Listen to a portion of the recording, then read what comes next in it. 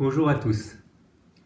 Aujourd'hui, je voulais vous parler d'une phrase qui m'a beaucoup touché, qui est donc de Sadhguru. C'est un influenceur indien que vous pourrez retrouver sur Internet, sur YouTube. Il y a énormément de vidéos qui circulent de lui. Il est très, très influent justement en Inde et dans le monde entier.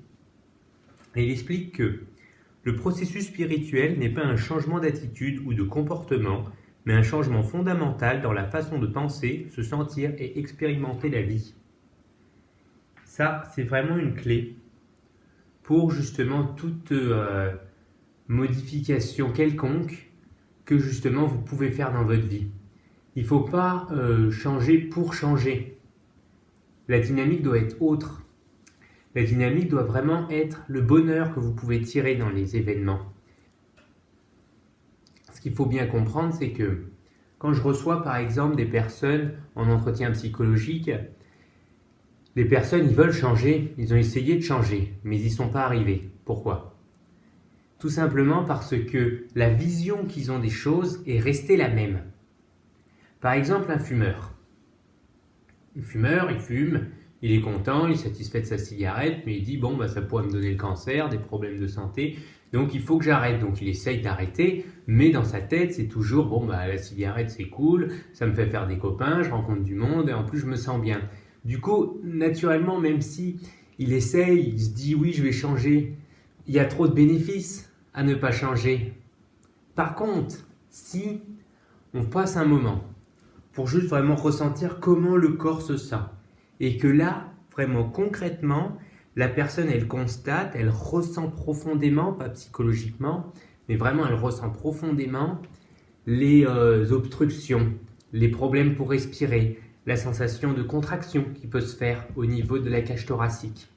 Là, à ce moment-là, elle se dit, c'est vrai que c'est pas positif, c'est vraiment désagréable cette sensation. Elle n'a pas besoin de fumer pour ressentir ça, elle a juste besoin de s'en souvenir à chaque fois, ça crée cette sensation. Mais vu qu'autour, il y a tout un système que la personne a souhaité, c'est-à-dire être avec du monde, pouvoir échanger ou autre, elle se dit, ce petit détail, c'est pas grave. Là, on fait le focus uniquement sur ce détail. Elle ressent vraiment pleinement ce mal et on lui demande après à la personne de se concentrer vraiment au centre de ce mal pour voir comment ça pourrait être autrement.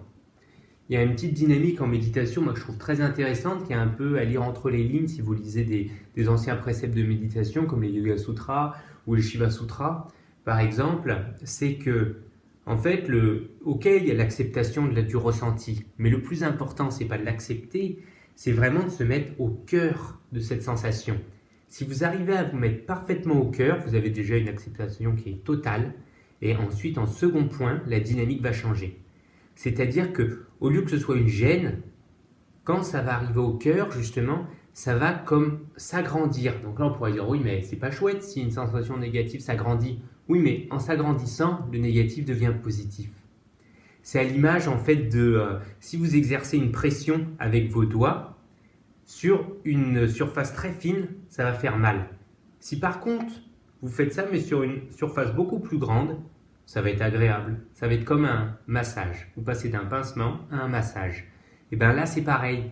Vous allez passer d'une gêne à une sensation d'extase. Et là, lorsque le fumeur il ressent cette sensation d'extase qui apparaît justement quand il fait autrement qu'en comprimant ses poumons, en asphyxiant tout ça avec du gaz. Et bien là, à ce moment-là, la personne se dit, là je respire mieux. Il y a un chemin du coup à suivre par là. Et du coup, en cultivant ce je respire mieux, naturellement, la personne, elle prend un autre chemin, une autre route.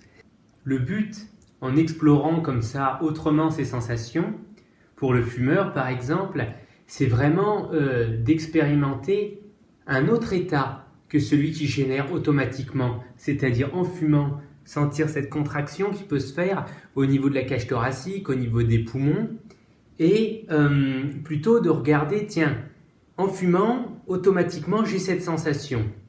Maintenant, si je me concentre sur ma cage thoracique, avec paix, avec bienveillance, naturellement, en émerge quelque chose de positif, comme une sensation de bien-être, d'expansion de la cage thoracique. Et là, à ce moment-là, il a deux choix.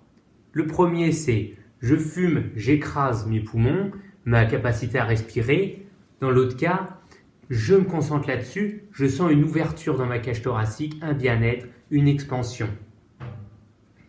Là, il est un point clé. Il dit, maintenant, je peux expérimenter mon corps de 2 façons différentes. Laquelle je choisis? Et en faisant ce choix, souvent on se tourne plus vers le positif que le négatif, je vous l'accorde, en faisant ce choix, il change sa vie. Car à chaque moment où il se dit, tiens, je vais aller fumer, et qui se souvient du travail qui a été fait, c'est-à-dire sur ce qui va devenir au niveau de sa sensation et laquelle il peut plutôt développer. Il va se dire, non, plutôt, je vais juste respirer. Il va prendre le temps comme ça de respirer, de sentir cette expansion. Là, à ce moment-là, naturellement, la détente, du bien-être va arriver. Et là, en expérimentant justement autrement sa façon de respirer, d'exister. Naturellement, ce bien-être étant supérieur à l'autre état, justement quand il fume, il va être attiré vers ce chemin-là. Et tel un âne avec une carotte devant la vue, il va naturellement continuer de suivre ce chemin-là et oublier l'autre progressivement. C'est ça en fait la clé d'expérimenter autrement sa vie pour finalement vivre autrement. Et là, le comportement, la façon de vivre va complètement changer, va être mis de côté pour autre chose. Les changements notamment par exemple radicaux qu'on peut avoir dans les miracles, les témoignages de personnes par exemple qui ont eu une expérience de mort imminente et qui disent suite à cette expérience où j'étais très proche de la mort et j'ai eu une sensation d'extase, eh bien ça a tout changé dans ma vie. Parce que naturellement, en fait, après cette expérience, leur expérience de vie a profondément changé.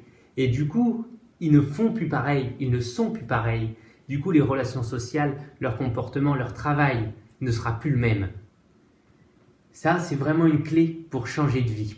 Si vous voulez justement en apprendre plus sur comment changer de vie, il y a ce très bon livre justement sur la thérapie des schémas de Jeffrey Young qui s'intéresse à analyser chacun des schémas types qu'on peut avoir dans notre vie dû à notre conditionnement familial, notre enfance et proposer justement d'autres routes, d'autres chemins en faisant des pratiques un peu similaires à ce que je vous explique, c'est-à-dire en explorant qu'est-ce que ça procure comme schéma là, ce qu'on fait maintenant, comment on peut faire autrement en regardant au centre de la sensation, en regardant d'autres propositions que notre esprit et notre cœur peuvent nous donner.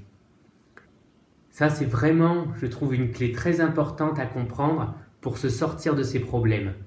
C'est de se dire vraiment comment je peux faire autrement, comment je peux expérimenter ma vie autrement.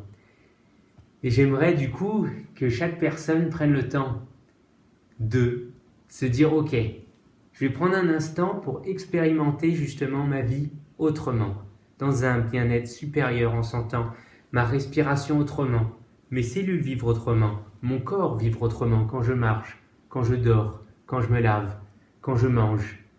Et ça, c'est vraiment la clé justement, la proposition de la méditation. Et à partir de là, tout change, tout se crée.